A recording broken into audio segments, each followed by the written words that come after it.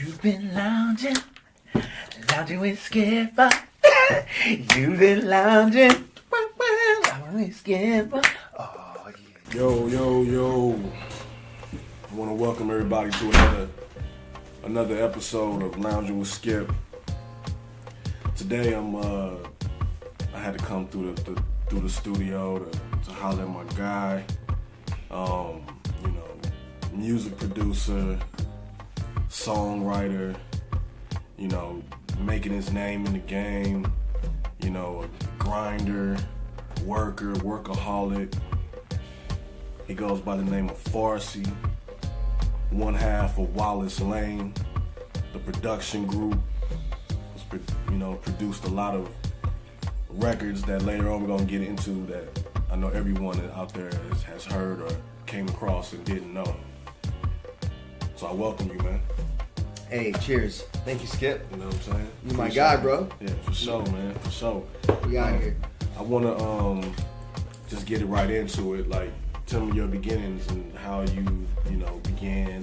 What brought the influence of music into your life?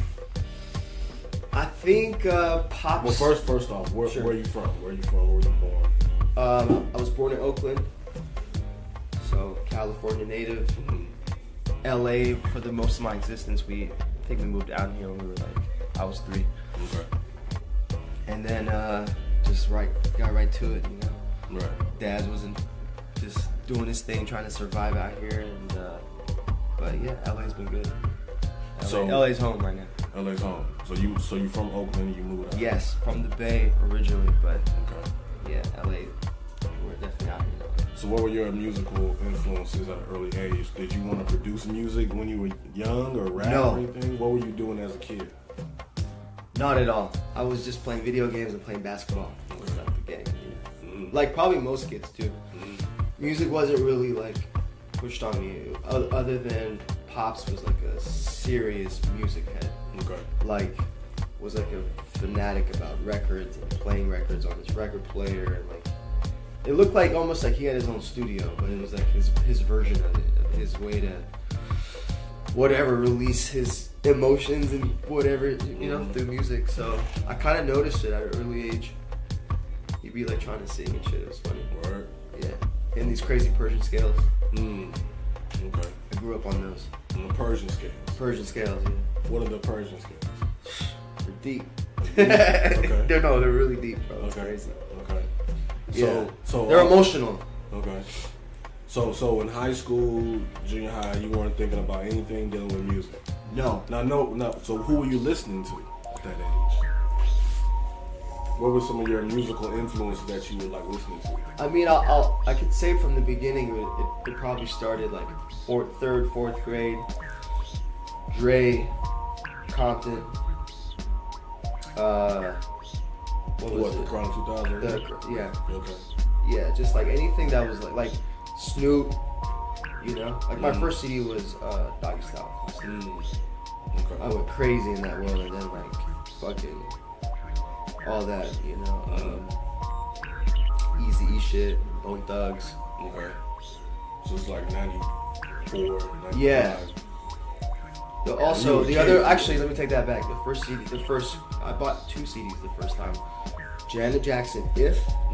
Is that right? If? Is that what it's called? What was it? Which album? What album?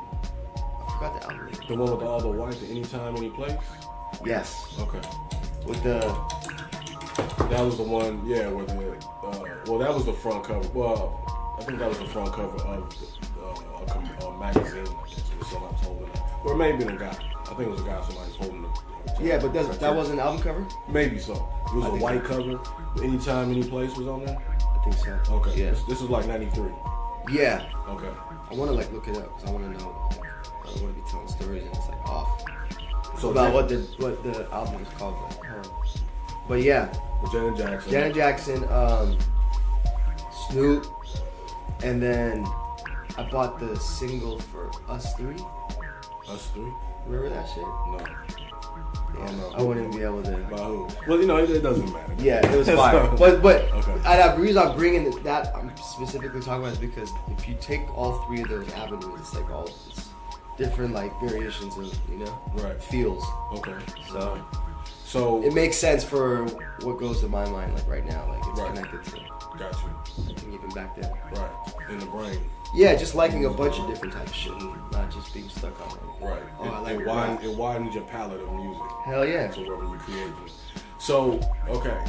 So did you graduate from college? I mean, from high school? Yeah. And what happened after high school? Well, it was right at the end of high school when. Actually, I could take it back. Like the first beat I made, I was like 14 years old. I was at my homie's house on like an MPC 3000. Okay. What was that for? You was just doing it to be doing something? Yeah, it was just like some bullshit. Like everyone was just like there one night and just fucking around. But yeah, I just had like that was my first,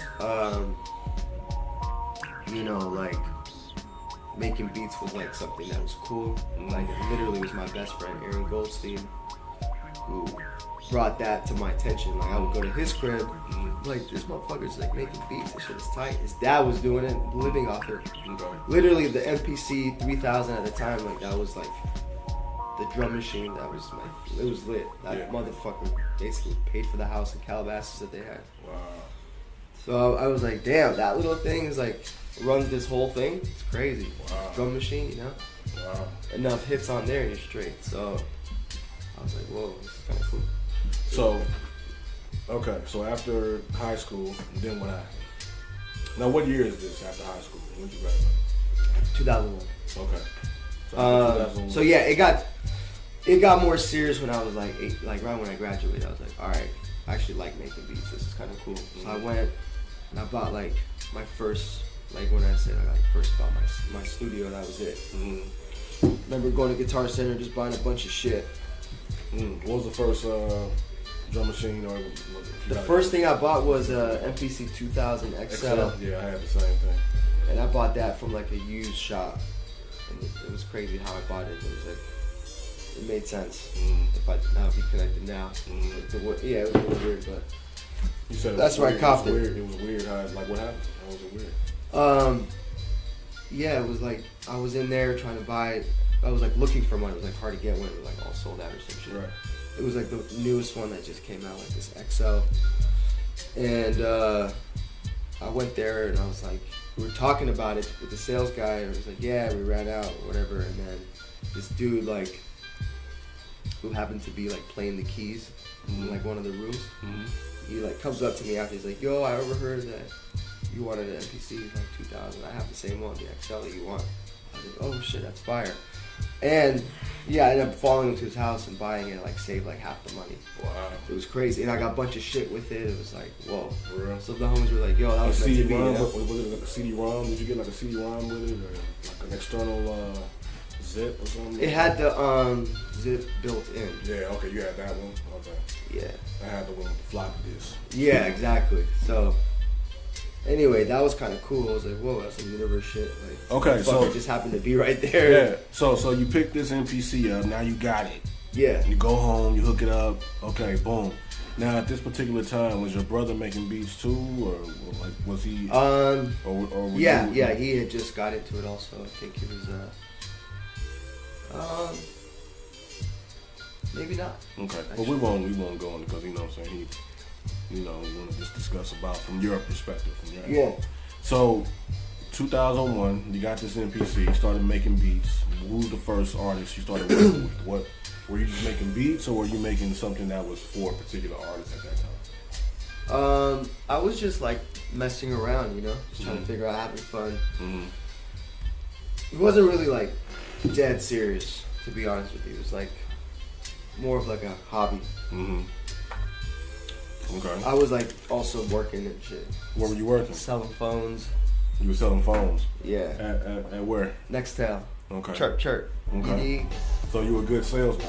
I was killing it. You was killing it. So you were just making the beats, something. Yeah, I was already making money. I was like, cool. There was no like, fuck, this is it. I gotta do this. Like, this is my only career path. Like, so it fucks up the mindset a little bit. Right.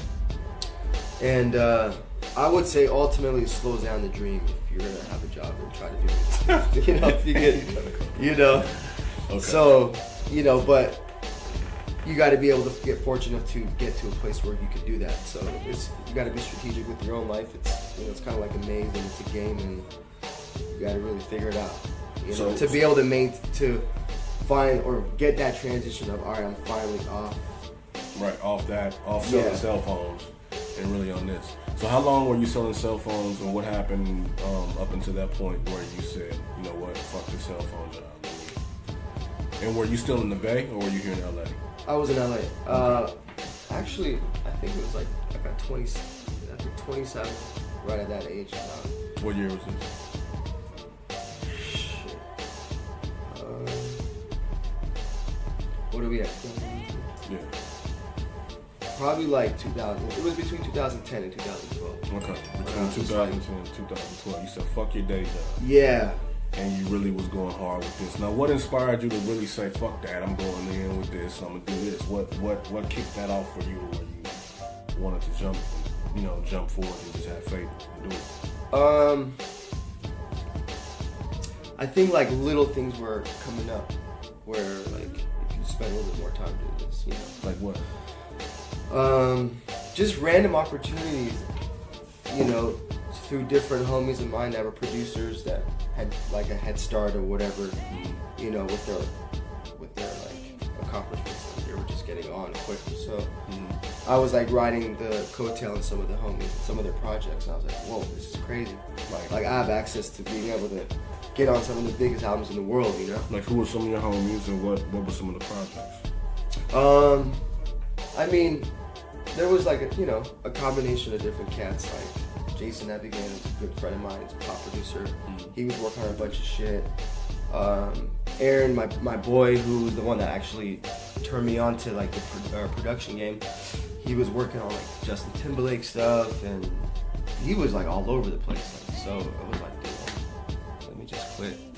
And go full speed and figure it out, So how did it feel when you finally quit that job and you said, you know what, let me just go? How did that It was feel? like a mixed emotion because I was like, whoa, I'm about to like, financially it's about to be really crazy. I didn't really have anything saved up. So you had nothing saved up? Nah, it was just on some warrior, like, let's just fucking go. For real? Figure it out, yeah. Yeah, and I was just driving back from like the job site. I was like, man, this shit is, I'm not doing this no more. That was it. And that was that point. So, yeah. Okay. So from that time until last year, you were just going full hard in the paint. Now, I know for a while, you were selling, what was it? Sounds or beats online. Yeah, like we were able to sustain, just surviving based on like enough random people buying beats or like whatever. Just little hustles in like the music game, And how long were you doing that? The whole time. The whole time. Yeah. So that's how you were making your money. Yeah, even up until now, it's still going. So, what's the name of that website? We don't really have it like that right now. Okay. To be honest with you, there's no like specific website. How are you going about doing it then? How were artists reaching to you? A lot of it was through Twitter and just, word of mouth at that point. Now, when you were selling these beats to just random people, how much were you selling beats for? That number varied, and that was like, it could have been 100 to 2,000, who knows.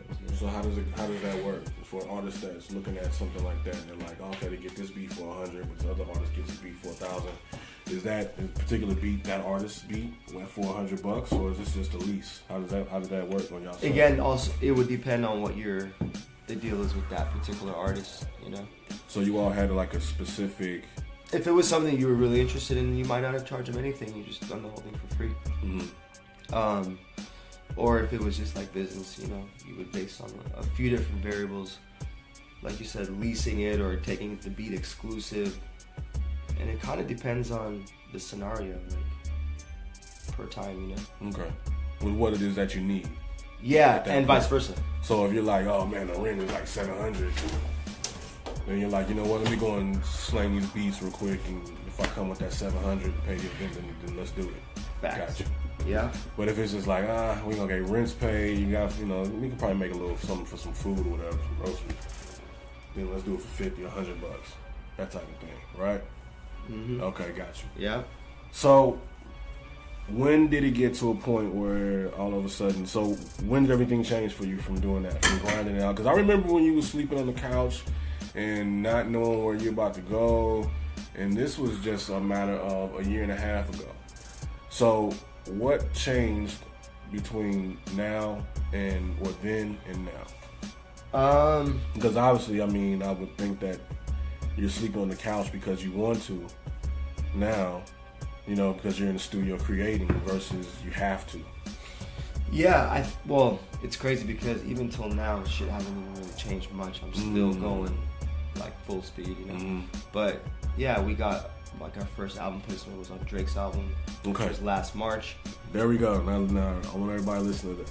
So the name of the song is called what? Nothing's Into Something's. Nothing's Into Something's. Not off the More Life. Yeah. More now, Life. how'd you feel when that kicked off for you, man? That was the craziest moment of probably my whole life, for sure. Yeah, I mean, imagine you're like chasing something for your whole life, and then you finally get it. It's like on one of the basically the top rap artists in the world. It's kind of an undescribable feeling, and it's like I don't know how to explain it. It's still kind of weird. Now, you know? Right? So you know, in instances, sometimes you know, and this is, I already know a lot of producers are going to be listening to this episode. In a situation like that, you know, sometimes us as producers, we want the money up front, blah, blah, blah, blah, blah. And sometimes it doesn't come like that. How did it happen for you? Because I remember, I think you were telling me, it wasn't like anything happened up front. It just happened. And you knew, like, at that point, like, something was going to come from it. You mean like the money part of it? Yeah. Well, wait, can you rephrase your question? So. Was there anything basically paid up front for the beat? Yeah, there was like in most, I would say 90% of the time, as long as you're represented correctly with the right managers and a decent lawyer, you should be able to negotiate a producer advance for like any major album, really for anything.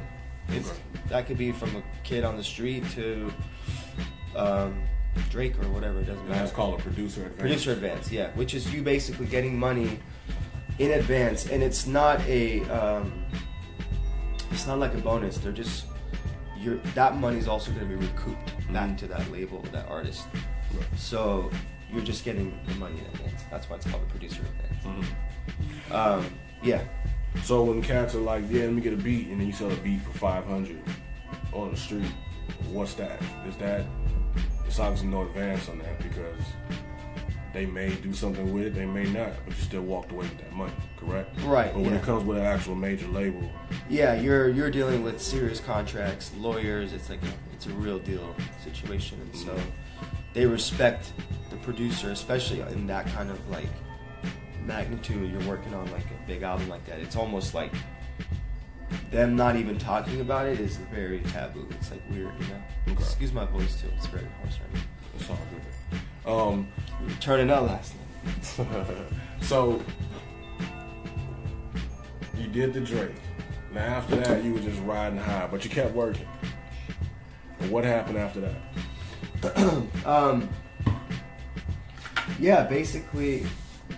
From there, kind of the little domino effect of, oh, well, you got on one album, so, you know, hopefully you continue. First off, how'd you land that placement on Drake, More Life?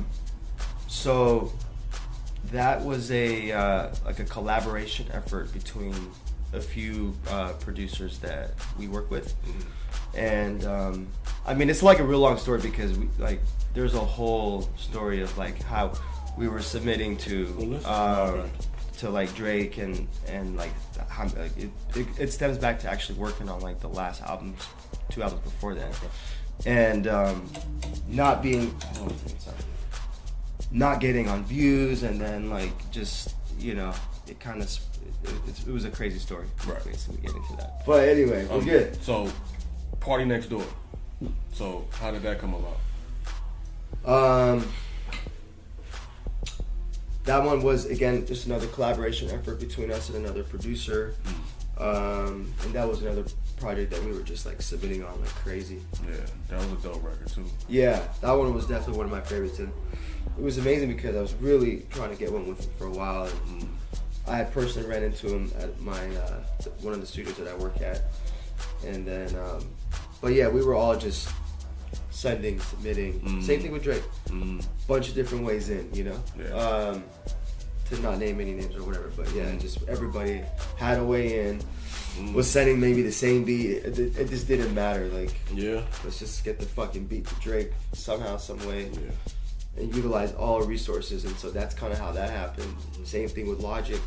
Yeah. Now, what record on Logic's album did you? Anxiety, number 13. What album is that off of? That one is off Everybody. Okay. Yeah, and it's funny because a lot, like all three of these, like when I say I really like was trying really hard to get on them, like I really put a lot of time into these. They kind of came like back to back to back. Yeah. You know what I'm saying? So I know for So you, far, anything that I've really worked really, really hard at, any of the project, if I think about it, like to up until date, like right now, all of them, it was just a matter of how bad I wanted it. And I'm noticing if I really want something that bad, it's just for some reason it's happening. So like, and I'm speaking on my speaking on my pipeline with who I have coming out, and then with the projects that have come out. If you just think about it, those were ones I like. Nah, we're working on this. Is it? You know, going in. I remember you speaking about Logic for a while. Yeah. You know, finally, boom. You know what I'm saying? Even Hard Next Door. So what have you been working on since those 3 songs came out? I know you've been. So I'm still working heavy on Drake's new shit. Okay. The Weeknd's album, I have a really big record with him coming out. Yeah. Yeah. Okay. That's got a nice little feature too. I can't say who. Oh yeah. So it's coming out. It's gonna be on the album. God willing, yeah. Okay. Yep. And then, but yeah, just the pipeline's crazy. I mean, we got a big record with Travis Scott. Got a bunch of shit with like Chris Brown in the works right now. Okay. We're gonna drop a mixtape with Smoke Perp. Okay. Like in the next couple months, for the kids, for the new wave, you know. Yeah, just a bunch of shit. I got Fabulous's next single featuring Ty Dolla $ign. That one's coming out. That one's good for the books, you know. That's dope. That's dope. So you got a record you got Fabulous's next single. Yeah, coming which out is crazy because with Ty Dolla $ign.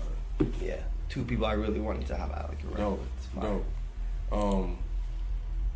I mean, so you getting it cracking, man. I mean, I'm trying to figure out like, you know, some more things to. But it's like with the stuff that you're telling me, it's like, wow.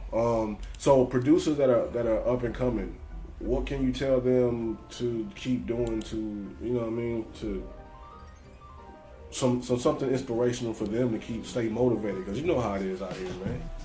You know, we honestly, don't get motivated. It's the most simple thing in the world, dude. It's the most simple thing. Actually, it's 2 very simple things. It's A, you can't give up, and B, you have to work harder than everybody you know. However way that can translate to your fucking career, your life, that's it. Right. It's very simple, black and white. Don't give up. That's obvious. Right. And you have to work harder than everybody around you. If you can figure that out, you're gonna fucking be really good. So, and that really can apply to anything.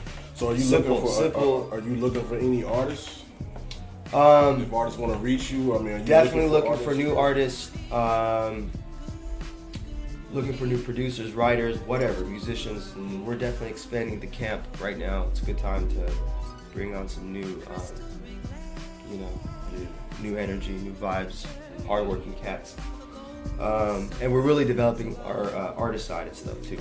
So we're like, not to say transitioning from album placements to that, but definitely putting a lot of focus into that world. Into producing your own records. Yeah, and doing a lot of original shit, basically. Any artists that you want to work with that you haven't worked with yet? There's a bunch, man. There's a lot of really talented people that I really want to work with, but I'll just like leave it to like the most important person I'm trying to work with. That's Pharrell. Once I work with Pharrell, I'm good. Might just quit music for a while. Yeah. Chill. So how can artists or producers or whatnot reach you? Where can they reach you? You can hit our IG, which is Wallis Lane, or at Wallis Lane. And then yeah, pretty much from there, that's like the hub. Also, wallislane.com too. We have a website where we have some original sound packs, drum packs, melody packs. We spend a lot of time in that world too, giving like producers stuff to work with to make some fire out of. So all royalty free, sample free. Like it's just super lit material. And we have a Kingsway music library too, which you can find out on drumbroker.com. Okay. We have a special pack on there. It's fire. Man, I mean, you working, so Wallis Lane. Yeah, wallislane.com. Man, you working, man. That's why I had to come through. That's why I was like, you know what, let me come through now. You know what I'm saying? Right before I felt like in a minute, really, it's going to be like, yo, who's this? Like, yo, man, let me come through and get an interview on you. Like, who? Oh, what's up, Skip? You know what I mean? Because just super busy, you know what I mean? Yeah, you so always that's why I was like, you know, I just want to come through and life. just holler at you, you know what I mean?